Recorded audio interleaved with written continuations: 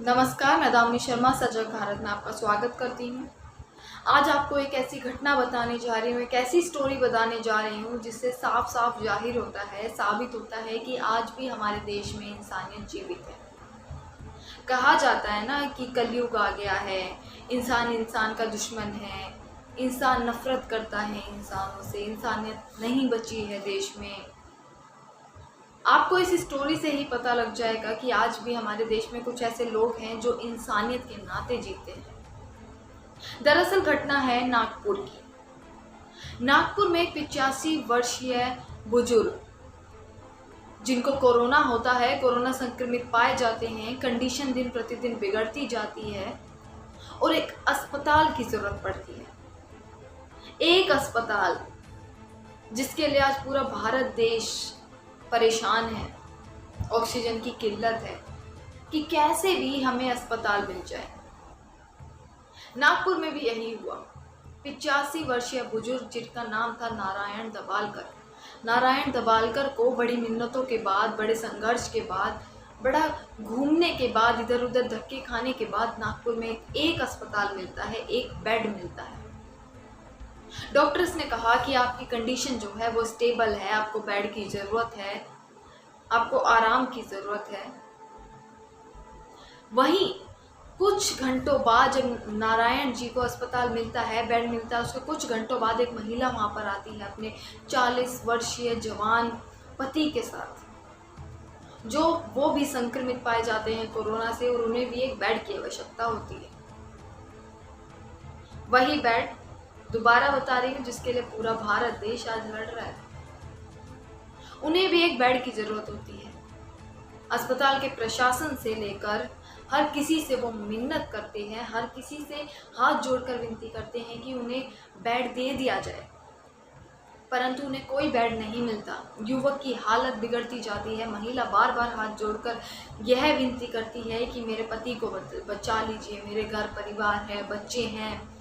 अनेक चीज़ें उस महिला ने वहाँ पर कही। जब नारायण जी ने यह दृश्य देखा कि कैसे एक महिला अपने पति की जान के लिए विनती कर रही है और उस युवक की उम्र केवल 40 वर्ष होती है, तो उन्होंने बिना सोचे समझे ये फैसला ले लिया कि मैं अपना बेड अब इस युवक को दे दूंगा। डॉक्टर्स ने मना किया। डॉक्टर्स का कहना था आपकी कंडीशन स्टेबल है, आप अपना बेड मत छोड़िए, आपको इलाज की सख्त ज़रूरत है। परंतु नारायण जी ने केवल एक बात कही और इस एक बात पर आप लोग गौर कर लीजिए।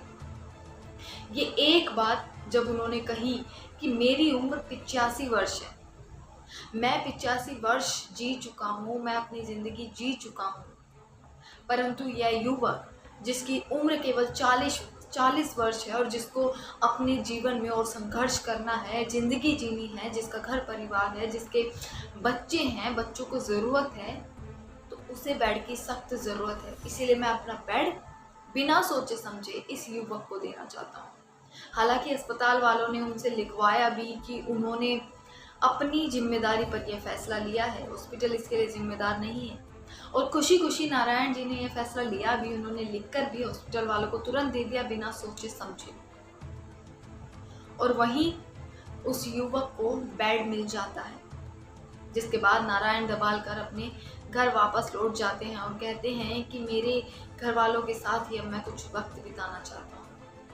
3 दिन बाद खबर आती है कि नारायण दबालकर इस दुनिया को छोड़कर चले गए हैं, इस दुनिया को अलविदा कह चुके हैं और किसी और की जान बचाने के लिए, किसी और के प्राण बचाने के लिए अपने प्राण त्याग दिए हैं। दोस्तों, यही होती है इंसानियत। ये केवल नारायण जी का उदाहरण ही मैं नहीं दूंगी। यहाँ पर काफ़ी सारे उदाहरण आते हैं। जब जब हमारे देश में संकट आया है, तब तब लोग एकजुट हुए हैं, तब तब लोगों ने एक दूसरे की मदद करी। चाहे कहा जाए कि हमारे देश में धर्म है, जाति है, बंटवारा है, कुछ भी कहा जाए, परंतु संकट के समय सभी लोग एक साथ खड़े हो जाते हैं। वहीं इस महामारी ने हम सभी लोगों को एकजुट कर दिया है, एक साथ खड़ा कर दिया है। जहां हमें इस महामारी से लड़ना है, हमें इसे दूर भगाना है। ये उदाहरण नागपुर का जो दिया आपने, जो मैंने आपको दिया और जो घटना मैंने आपको बताई, ये घटना कहीं ना कहीं हमारा हौसला बढ़ाती है।